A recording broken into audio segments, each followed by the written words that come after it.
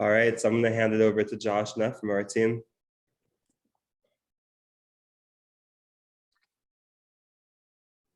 Thank you, Oren. Hello, everyone. As Oren said, my name is Josh with the Omnicare operations team. Give me 1 second. I'm going to share these slides, maybe. Can you all see my screen? Yes. Perfect. Yep. Thank you. Okay, so yeah, thanks, Oren. You gave a little bit of an overview there about sort of this NETCCN program and what we offer here. So yes, this telemedicine solution, a simple download of the app, and we're going to go through that, and then the basic workflows that exist on our system. Please stop me if you have any questions, or if not, at the end, we can clarify anything that needs that we need to go into in a bit more detail. So first step here, we want to download the app. The app is called NETCCN One. You can see it on my screen here. NETCCN One. There are a couple different NETCCN type apps involved with this same government initiative. So just make sure it's this one, NETCCN One. You'll see the white N with that blue background. So you can download this on the App Store or the Google Play Store, depending on what type of device you have. And again, this can be on smartphones or tablets, whatever you prefer. So once you have it downloaded, open up the app, and this is the login screen you're going to see. So at the bottom, you'll see a sign up option. Do not worry about that. You'll never have to click sign up. We have already, we take care of all the account creation. So you're already going to have an account made. So you will just need to log in using this main middle portion of the screen. So your email address will be your login username, and your initial password is going to be this telemed1, this generic password that you see on the left of my screen here, capital T with an exclamation point at the end. Once you are in the first time, you will be able to change that password. So once you are logged in, this is the home screen you're going to see. We call it your dashboard. So from here, two methods to reach out to the remote intensivist. Okay, so the first one, you'll see this My eConsults tab on the upper left. This is the main way that most people get in touch with the remote intensivist. All right, so we're going to go over that method first. So you click on this My eConsult button, and it's going to take you to your My eConsults screen. You'll have an active tab and a complete tab. This is showing your active consultations and the completed consultations. You could have some queued up in your active tab, but more than likely you may just have an empty slate there. So regardless, to send a new consult, you're going to see the plus button in the bottom right-hand corner of this screen. Tap on that plus button, and you're going to see this succession of screens after that. So first screen here on the left side of my screen is just asking for demographic information on the patient. So we try to keep this whole process as efficient and simple as possible. We know you're very busy already. We don't want this to be burdensome. So the first screen, just name, date of birth, and gender. That hospital and ward will already be pre-populated for you. That's going to take you to the second screen, and it just asks for a bit of additional information. So you just a quick tap yes or no on, are they on supplemental oxygen? A quick tap on, are they alert? Are they unresponsive? The only other thing that's required on this screen is some sort of chief complaint. This can be just a standard one-line chief complaint, or it could be, your broader or more specific question, or just the general reason for the consult, whatever you want it to be. That is the first thing the intensivist is going to see along with the patient's name. So that's the only other thing that's required. If you have the time or the desire, that add patient vitals button, you check that box and it will bring up a drop down of all the different vital signs, and you can fill those in as many or as few as you want, depending on if you feel it's pertinent. So we basically allow for that information to be filled in if you want. But again, if you're not wanting to put any of that in, feel free to skip it. Marking a consult as urgent, you see there, you have that option. The good news is you're going to get a quick response time no matter what. If you mark it as urgent or not, our intensivists are quick to respond, but marking it as urgent is a way, if the intensivist gets a couple consults coming in at the same time, they will prioritize the urgent one over a non-urgent one. So you filled in that information, you put in a chief complaint. That's all you have to do. You hit continue. and that's going to send that consult across to the remote intensivist. So you will get a notification as soon as an intensivist accepts your consultation. You'll be notified. It'll say, "Okay, great. Now you're collaborating with this intensivist." So you'll tap into the patient's name. This will take you into their e-consult chart. You'll be able to see that information about the patient that you just put in. It'll look like this screen that I have up here on the left, and then you're going to see a messages button in that patient chart. Tap on that messages button, and that's going to take you into this messaging interface on the right. This is the main hub of communication between you and the intensivist. So from here, you're able to text, write written messages back and forth with the intensivist. You can take or upload photos, which is sometimes useful for showing a picture of lab results or a still photo of ventilator settings or the intubated patient, whatever it may be. And then within here, you can also at any point initiate an audio or video call as needed by clicking that phone icon in the upper right. You'll tap that, and then it's going to bring up an option to do either an audio or video call. And again, the video call is used often to, again, show ventilator settings or whatever it may be of the patient in real time. So you can use all of these modes of communication as often or as frequently as needed to collaborate back and forth with the intensivist. Once both parties, once you and the intensivist are satisfied, okay, whatever we're discussing is taken care of, all the questions are taken care of, or whether it was more of a scheduled rounding thing or an acute scenario that came up, once it's finished, the remote intensivist will complete the consult, which includes writing an assessment and plan, basically making a summary note and just outlining whatever was discussed and all the recommendations in the consult. So you're going to get a notification that says this was completed. You're going to be able to see that assessment and plan, and you'll be able to reference back to it as often as needed within the app. So that was a lot of talking, but really all that is, to summarize, you you put the information in on the patient, send the consult, and then you collaborate with the intensivist as needed until that consultation is complete, and then you will be able to see that completion note with the assessment and plan. So that's method number one. Method number two, this provider directory button in the bottom left, that is your second option for getting in touch with a remote intensivist. And so what this is essentially the provider directory, essentially an address book here where you can call directly to one of the intensivists. So you will see a list of all intensivists. The ones who are actively available and online will have a green dot beside their name. So then on this picture, these two names actually have their dot is gray, meaning they're not actually online. But when you open this provider directory, you will always see at least one intensivist with a green dot beside their name, which means, again, they're actively logged in. So if they have a green dot beside their name, they're the ones that you will tap the corresponding audio or video call icon next to their name. And that is just going to call them directly. So their phone will ring, they'll pick up. And this is a method that's used generally, if you have a more specific or direct or urgent question or need, and you feel it's best to just call directly, no need to put in that background information. So again, their phone will ring, they'll pick up, and you just say, hey, here's what's going on, and you jump straight into it, and you can fill them in on whatever information they need as you're discussing on the phone. So it's a perfectly good option. Again, it's used much less than the written consult, and it's, again, either option is fine.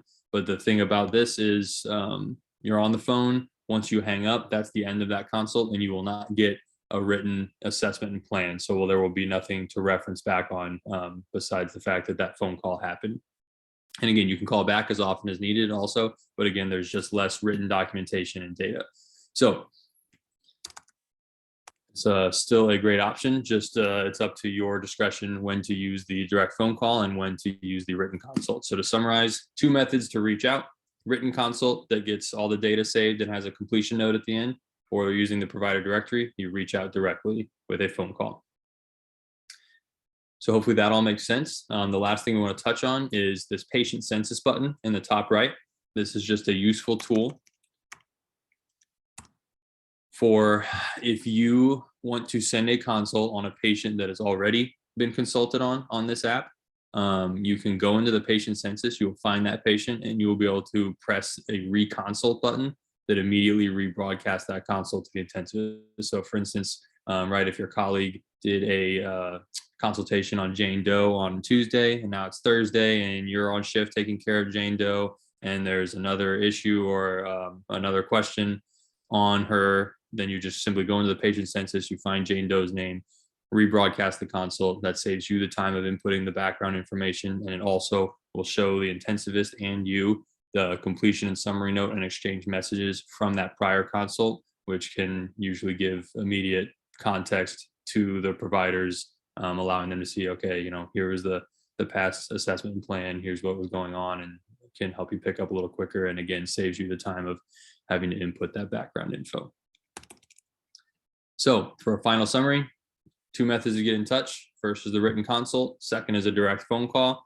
The patient census is always there as a tool to make it easier for you to reconsult on a patient within your ward or your hospital. And the only other thing is that My Profile tab at the bottom. That is simply where you will go to see the sort of back-end administrative things like signing out, changing your password. You'll see a training materials tab here. That training materials tab will actually have this user guide slide deck embedded in it. So if you ever need to reference these slides, they are there for you. And with that, that essentially covers the workflows for how this app works. That was a lot of talking, but it's intuitive and fairly easy to use once you're on it. And I hope that clears everything up, and please ask me any questions that you have. Thank you. So we're going to go through here in just a minute. We'll go through our workflow just at the hospital and any questions specific to what would be, you know, for us. But if we want to start with questions for them, anything specific to the app or the actual like using the app, we can start with that. And then afterwards, we'll go through any questions that there are for our workflow.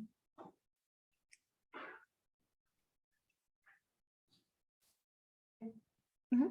You're using this service at one point in the night and end up going again, is it going to be the same pulmonologist, or is there a way to make sure it is the same? That's a good question. So they're asking, Josh, that if you're like on shift, will you be in contact with the same pulmonologist if you contact them multiple times, or do they switch like throughout the night? Yeah, so that's a good question. So it's our intensivists are on for 12-hour shifts. So it should line up. We go 7 to 7 and 7 a.m. to 7 p.m., 7 p.m. to 7 a.m. So I believe that should correspond. Yeah, we're closely Central to Time also for our shift, so it'll be perfect. Shift will be. Yeah, so as long as you're on shift for that night, you should get the same intensivist on our end. There is a possibility, you know, if volume is high enough that we could have 2 intensivists on, but yeah, normally you will always get in touch on the same night with the same intensivist for repeated consults.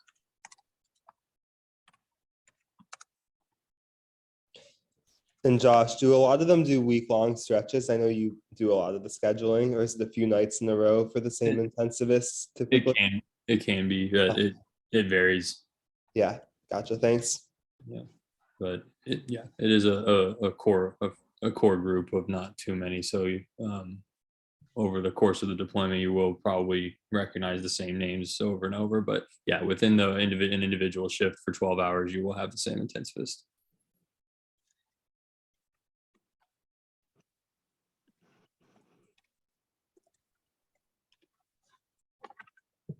Anybody else have any questions specific to them or the app? Okay, well, I'm going to go through kind of our hospital workflow. And then after I go through kind of all of this, you guys can holler out any questions. So I've put together a fact sheet. And I'm still working on it. I haven't finalized it because after each of these sessions, I've had more questions, so more things to add to it. But by Monday night, I'll have this finalized. And then I plan on like laminating it and putting it somewhere in each of the units so that it's a good, quick reference. And then I'll also email it out to everybody too, so you'll have it electronically as well. One of the first things though I want to touch on is, so it's going to be in all 3 of the ICUs and then 10 main. So anywhere else in the hospital, if you're floated to 6 or 5 or anywhere else, you will still contact home the way you normally would. This is only for those areas because these are the 4 defined areas where they're getting the highest volume of calls at night. So the goal for it is to, to ultimately get them a little bit more rest and decrease the volume of calls. So it's going to be every night, so Sunday through Saturday, and from 1900 to 0700, so 7 to 7 is when this will start. Home is still going to be on call, so if something happened, you can call them still, but they're asking that any other communication be first directed through NETCCN. So the only really biggest exceptions would be if they need to come to the bedside to do like a chest tube or something like that, any type of procedure where they need to physically be here, then we would contact them first. But otherwise, we're going to go through the app. Yeah. So on a patient that they've been consulted and now the patient is compensating now, whatever resuscitate or intubate, will they be the one managing then the drips and everything for that time frame, or okay, so we don't, unless like you said, that's that procedure. Right. Yeah, so yeah, we'll go through this app for anything that we would need. The other exception to Dr. Meredith said, if you are feeling uncomfortable for some reason or concerned with any information or feedback that you're getting then from the NETCCN app, we don't anticipate that whatsoever, but she said, please still, of course, call them if that would be the case. The other really big point I want to hit on and make sure everybody knows, per Joint Commission, is a Joint Commission standard, we cannot accept orders via text message. So in that messaging section there, if the doctor responded and gave you an order, you have to hear it verbally. That's not my choice. That's Joint Commission. And I looked all through their website trying to find a loophole somewhere, maybe. But so I've communicated that to the company so that their pulmonologists know, hey, if you give them an order through the app, be expecting them to say, I have to physically hear it. So I think probably it would be best just to start out with just initiating either a video or a voice call from the get-go, so you don't have to do that kind of back and forth stuff. Will they have access to Cerner and No. Okay. No. Right. So they do not have any access to our medical record, our EMR, to Cerner in real time to view patient data. So any of the data that they have to make decisions is based off of what you give them. So it's really important. And Dr. Tosh really wanted me to hit on letting you guys know, please try to give the best, like the most complete, thorough, organized, information to them as possible so that they have what they need to make decisions. Sorry, I'm trying to make sure I hit on all these little points I have. Another big question was, does this also apply to new consults that happen throughout the night? It does. So we're a little bit worried about the consults, especially when those NUSs are still here, getting called to their answering service for their office, and then that answering service still paging the doctor. So what the workflow we're going to try, what we have right now, just, we're all learning and trying to figure it out as we go. But if you get a consult after 7 p for pulmonology, you're going to put it in the chart like you normally would, but then leave it there, leave it on the task list. Don't complete that consult, leave it on, the care compass, and then contact NETCCN for anything that you would need order-wise throughout the night.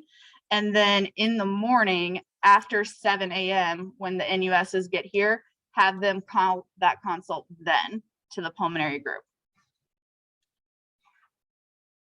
We'll get feedback on how that goes. But that's kind of the workflow that we've figured out right now. Sorry. So he said your sign-in is going to be your North Kansas City Hospital email address, and then that temporary password, telemed1 ! That's in this little handout, and then it's also on here, and I'll also email it out. And if any of you are here, like some of the day shift people who are here Monday day or any day, let me know. I can come help you set your password and stuff too. Missy and I are planning on being here Monday evening to help at the start of the night. If things aren't too crazy, like get people just logged in, get their passwords going and all of that. So that way, if you need to contact the doctor, you're not scrambling trying to set your password and get logged in for the first time then in that instance. Okay, yep, they don't have access to our EMR, I guess. They are asking that if we're placing new consults, that we only do one patient at a time, if we can. Just so that way their pulmonologists aren't overloaded with multiple new consults and having to weed through those. So if you can, just, you know, try to do it one at a time if possible. For IT support, if you need that throughout the night, it's going to be the app and everything is through them. Our IT department doesn't have any ability to do anything with their app. So they're not going to be able to get in and like reset your password or any of that type of stuff. Our IT department, you would call if you have issues with like the iPad, but otherwise anything that comes up would have to go through this company. Speaking of, so the app is going to be installed on all of the iPads on your units. And I know CICU got a couple of extra ones. But IT is supposed to be doing that, hopefully have started on that, but it'll be on all of those iPads. We're asking that you not use your personal device for that. Our IT department is, they want us to do all of that through our hospital iPads.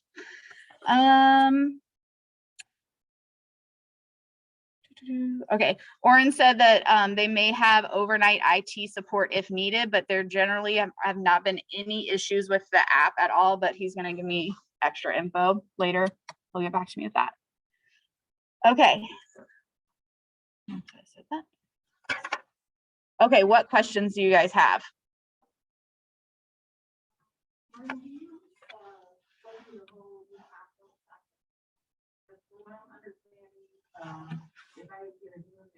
Mm-hmm. Uh-huh. I don't complete the test. Right. On there. I leave it there till morning. Uh-huh.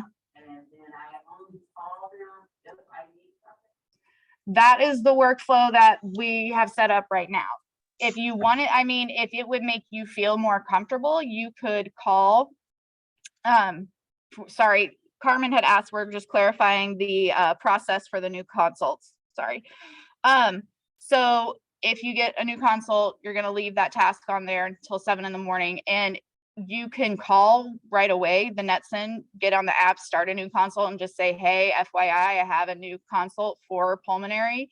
This is what's going on with the patient. But yeah, Abby, you have your hand raised. Yeah, and you know, I was just going to follow up with this. Carmen, I talked to Dr. Tosh and Dr. Anthony about this week, and they were concerned if you called the answering service that they didn't feel like it was dependable for you to call them and say, can you please wait and call this at 7 a.m.? They felt like that would just get called to them, which also defeats the whole purpose of utilizing this NETCCN. So that was their feedback. And so we had a long discussion about attempting this, and we're obviously, like Morgan said, flexible to making it work with whatever your guys' feedback is, but that's the feedback that the pulmonologist gave to me this week. Thanks, Abby.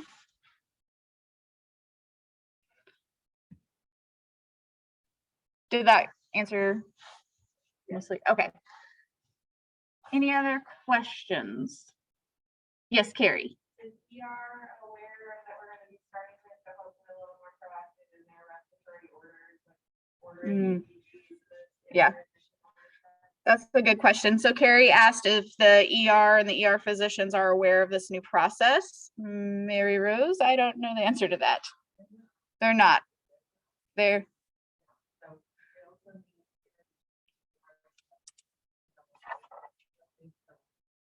Education. Okay, so I will talk with Dr. Stewart and you maybe okay. So I will get information to the ED about it. Thank you for bringing that up. That is a good point. Julia, do you have something? Yeah.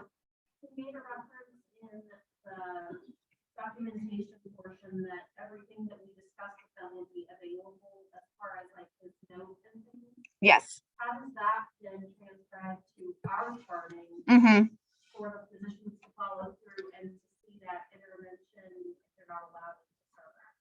Right. So their physicians won't be allowed, I guess I really hadn't thought about that, but they won't be allowed to see the follow through of what they order.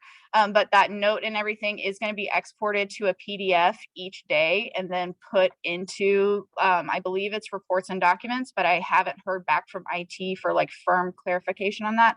But I believe that PDF is going to go into reports and documents, but it's just once a day. All of the pulmonologists have access to the app. So when they come in the morning, I'm glad you said that because I remember another point I need to make. When they come in the morning, they're going to be able to go through and look and see what those what happened, what was ordered, and then, you know, review those notes that these telepulmonologists are putting in at the end of each of those encounters. But so because of that, and there's, I mean, all of these areas have, especially ICU, CICU, and 10 main, have tons of pulmonary patients.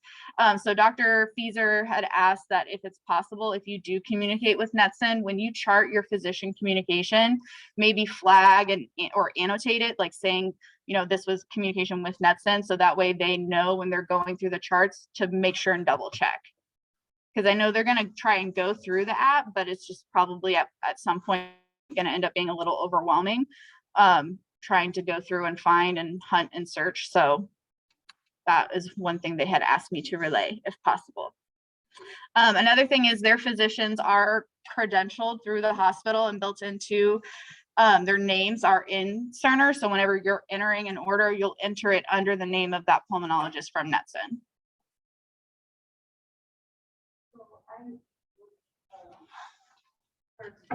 Yeah.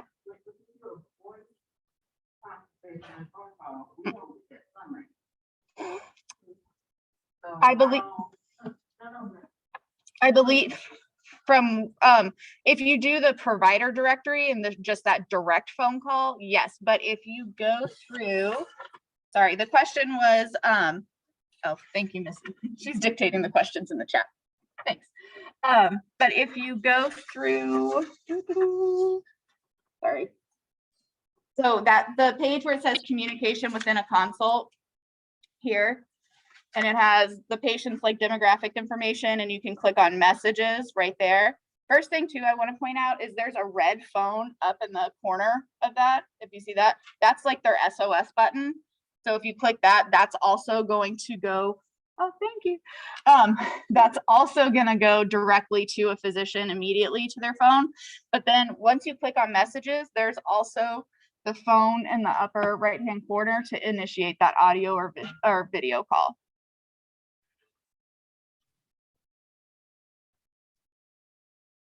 Yep. And I believe, oh, go ahead, Josh.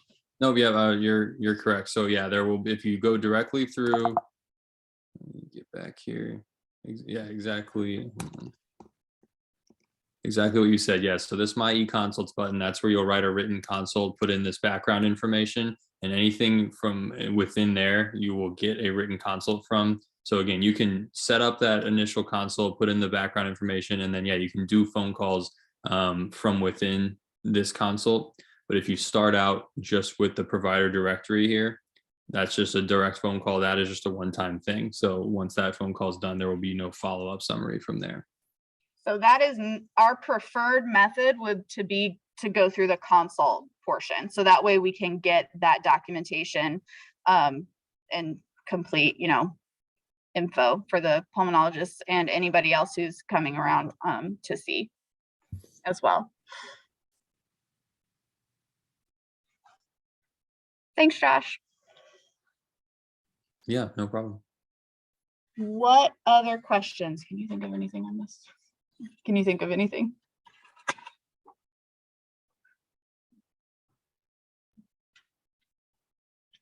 One question that came up yesterday was how long is the data visible? So if you get in and you're looking back through a consult on a patient, like how far back will it go? It will go the entire length of us using this app for that patient.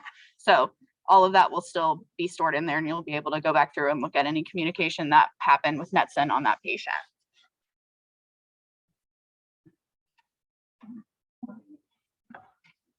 Oh, thank you. Sorry, I've got a lot of scribbled notes trying to keep remembering. So respiratory therapy does not have access to this at this time. So at night, any communication that RT would need to go to the pulmonologist, which I know happens sometimes, they'll page ABG results or whatnot, but usually they're collaborating with you, or should be collaborating with you guys already. But that communication would have to go through you for right now. We're kind of waiting to see how long we'll have this, because it's not a long-term permanent thing. But we're kind of just waiting to see how long it's here, how everything goes, and then go from there if we need to like get RT or anybody like that added for some reason.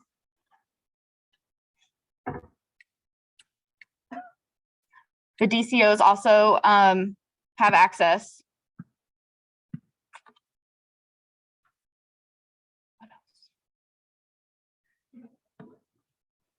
I mentioned, yeah, I mentioned the SOS button.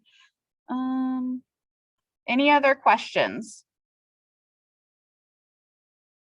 I know it's a big change, and change is scary for all of us, but hopefully things will go smoothly. And hopefully the pulmonologist will get a little bit more rest and be, you know, get a little bit of relief.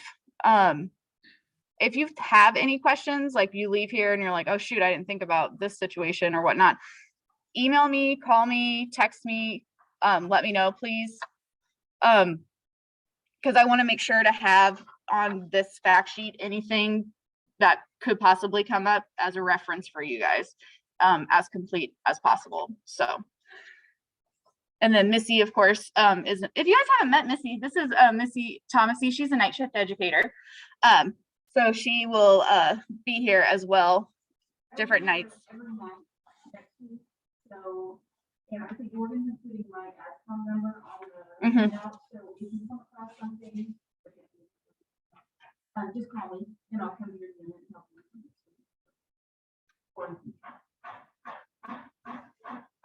you. Okay, anybody on Zoom? Does anybody else have any questions? The only thing I was gonna add, Morgan, this is Josh again. I just kind of wanted to end with saying, you know, our remote intensivists are very used to doing this and very comfortable. So, you know, when you reach out again, like no worries, it's not going to be chaotic. You know, they're very used to doing these consults, and they'll ask you for, you know, any information they need or want, and it should be a pretty structured and calm interactions. So it'll be good. Thank you. Okay, well, if anybody doesn't have anything else, I think we're good to go. And also, we recorded this Zoom. I'm going to place it in HealthStream as a reference as well. If anybody wants to go back and look at it, or any of your friends are like, I didn't get to go to any of those, they can go through and look at this too. So, okay, thank you. Thank you. I'll send you the recording, Morgan. Thanks for That sounds, everyone's time. yeah, thanks, Oren. Thanks, Josh. Thank you.